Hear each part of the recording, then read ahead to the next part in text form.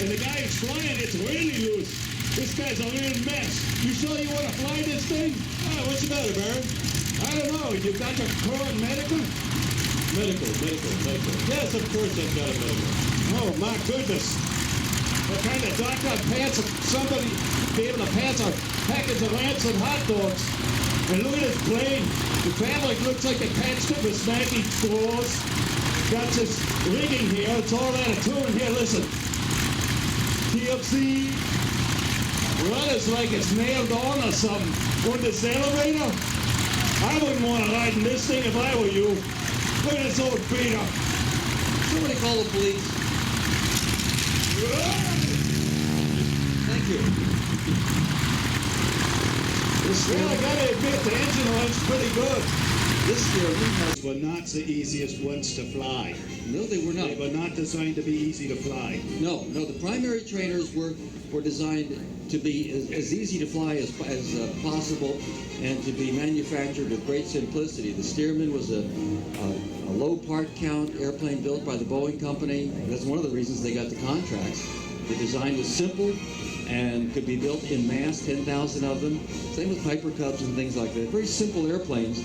But then, as the Baron points out, you get up to your basic training. The Vultee Valiant were not easy. They had narrower gear. They didn't land very good. But they vibrated a lot. Get you used to the harder stuff. Yes, and then you get up to the T-6, which was an advanced airplane. And we see those at many airfields around the country. The SNJ, the Harvard, the T-6. All right, there's basically no winds at all there, Baron. I saw you dropping some grass. The winds are quite light. But here comes your basic training, formation takeoff. You're back in World War II right now. If this were black and white, it would be just like World War II. So any of you who are colorblind are getting a pretty good idea of this, I guess.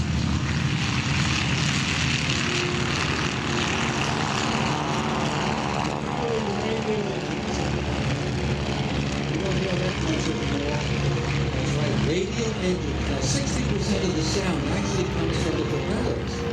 No radar. So the eyesight is used here and timing to find that balloon. Yeah, for the past 3.5 million years, it served us well. And hit the balloon with the propeller arc. Let's see if he can get it. He got it!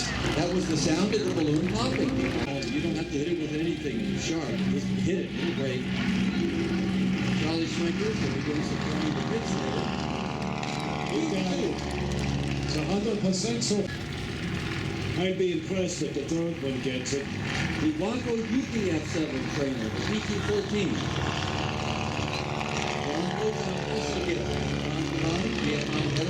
All right, Baron, don't go out there. We have a bombing run scheduled.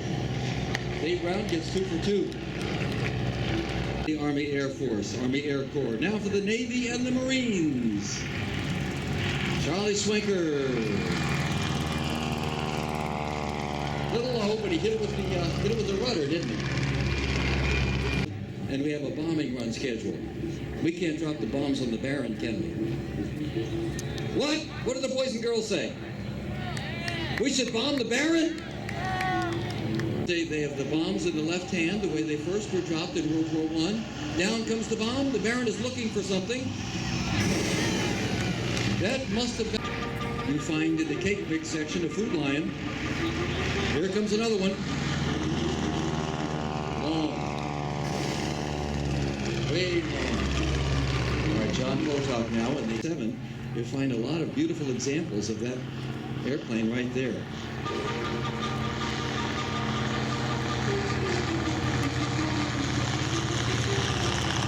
Right next to it, the Waco Zeke Battle Creek, Battle Creek, Michigan, where they still built the Waco airplanes. Oh, comfortably seated, relaxing, having the time of his life. Down goes the bomb, and it drops. There sits the Baron. Baron! Get off the,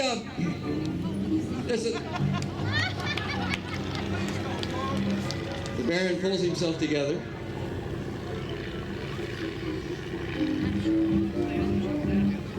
And gets off the field. Now we come back to primary training. You're You've been approved as a pilot in World War II and about off and land. Landing takes a little work. Very easy to take off the airplane. That's a wheel landing, holding the tail wheel up by Charlie Schwimmer. We'll see if John Karate comes in and does a carrier landing. Your right hand is on the control stick. Each foot is on a rudder pedal. Elementary flying. And let's see what John does for us. Another wheel landing. Well, now the reason for the wheel landing is that field is a little rough out there. So the longer you can hold the tail wheel up, the better it is.